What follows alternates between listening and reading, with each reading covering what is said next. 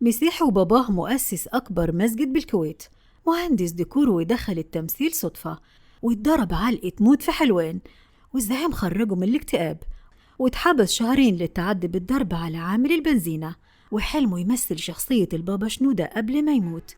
صندوق أسرار ماجد الكدواني، اسمه ماجد نبيل الكدواني، اتولد في حي شبرا سنة 67، وقبل ما يتم ال3 سنين لقى نفسه في الكويت وسافر مع باباه، واللي كان بيشتغل مهندس معماري، واللي كان مكلف بمشروع قومي ضخم وهو إنشاء مسجد الدولة بالكويت نظراً لكفاءته العالية رغم ديانته المسيحية. وعاش ماجد في الكويت 14 سنة، وتعرض خلالها لحادث مأساوي هدد حياته وسبب له تمزق شديد بالأربطة وإحساس بالتعاسة كبيرة بسبب جلسات العلاج الطبيعي لمدة سنين طويلة. ورجع مصر بعد مرحلة الثانوية، ودخل ماجد كلية الفنون الجميلة قسم ديكور مسرحية، وكان بيصمم ديكور فرقة مسرح الكلية، لكنه حب قوي جو التمثيل وما اكتفاش بدوره خلف الكواليس، فانضم لفرقة التمثيل وفضل في مسرح الهواء. وفي آخر عرض الماجد على مسرح الجامعة تشاء الأقدار إن يجي أشرف زكي علشان يشرف على العرض، وبعد المسرحية حيا ماجد وقال له لازم تيجي معهد الفنون المسرحية. لكن ماجد رد عليه وقال له كان بودي والله يا أستاذ أشرف، بس عندي جيش وأنا ضابط احتياطي 3 سنين، والحظ ماجد الحلو بيروح الكشف الطبي وبياخد إعفاء من الجيش بسبب حادثة الكويت اللي حصلت له، وما كدبش خبر والتحق بمعهد الفنون المسرحية واتجوز زميلته في الكلية واللي خلف منها يوسف وساندرا، وكان لازم يسافر الكويت تاني علشان يخلص ورقه رسمي هناك. فدعا ربنا أن يفتح له باب رزق في بلده مصر، ما يخليهوش يتغرب تاني أبدا، وقد كان فعلا، وبدأ مسيرته الفنية بمشهد في مسلسل أرابيسك و3 مشاهد تانيين.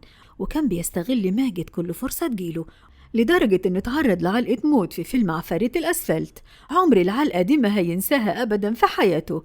وقتها كان بيصور مشهد وبيتضرب فيه من محمود حميدة، وكانت الكاميرات مش ظاهرة، وحميدة نجم شباك، فالناس في الشارع افتكروا حرامي وسرق حميدة، ونزلوا عليه الناس ضرب في الشارع طبعا علشان يوجبوا مع حميدة، وواحدة واحدة اسمه سمع وبقى أشهر سنيد لكل النجوم الجداد زي أحمد مكي وأحمد عز وكريم عبد العزيز، لحد ما جاله أول بطولة لفيلم جاي في السريع بعد تعب ووفاة والده، فقال له ده عوض ربنا ليك.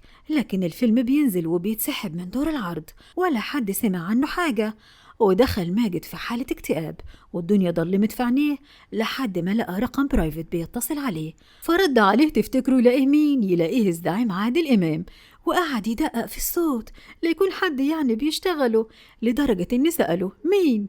لو انت الزعيم بجد قولي جبت رقمي منين؟ قال له من صديقك ضياء عبد الخالق، وقال له كمان أنا عايزك تركز في التمثيل وبس، وسيب السوق يحطك في المكان اللي هو عايزك فيه. أنا قبل مدرسة المشاغبين كنا بنعرض في قاعات فاضية، والزعيم قدر يخرج ماجد من قوقعته وقرر يجرب تاني وتالت.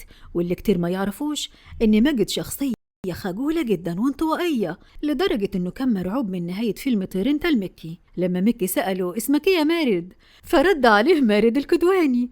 ولأن الحياة مش دايما وردي، ماجد اتعرض لأزمات شخصية كتير غير حادثة الكويت، ففي سنة 2015 اتحكم عليه بالحبس 2 وكفالة 1000 جنيه، وده لتعديه بالسب والضرب على عامل بنزينة. لكن ماجد قال أنا زعقت له زقته بس، لكن التحقيقات كشفت عن الواقع كالآتي: ماجد دخل محطة بنزين وكان معاه سيدة دخلت حمام البنزينة ونسيت الست تقفل بالقفل، فعامل البنزينة دخل عليها بالخطأ، فخرج العامل يجري بسرعة، فماجد تعدى عليه وتسبب في إصابات في وجه العامل. ده غير إن ماجد كمان اتعرض لسرقة شقته في النزهة، لكن قوات الأمن نجحت في ضبط الحرامي وهو بيبيع المشغولات الذهبية لمراته. أما عن حلم حياته الأكبر فهو تجسيد شخصية البابا شنودة في مسلسل بابا العرب، بعد ما وقع الاختيار عليه من وجهة دير الأنبابوي بعد ما فضلوا بينه وبين النجم حسن يوسف. لكن ماجد كسب المقارنة لأسباب كتيرة، أهمها هيئته الجسدية الأقرب للبابا ونظراته الوديعة المتسامحة وديانته اللي هتخليه أقرب للشخصية. لكن معارضة الشرع القبطي للفكرة حالت دون تنفيذ العمل علشان يفضل ده الحلم الفني اللي بيراود ماجد قبل انتهاء المسيرة.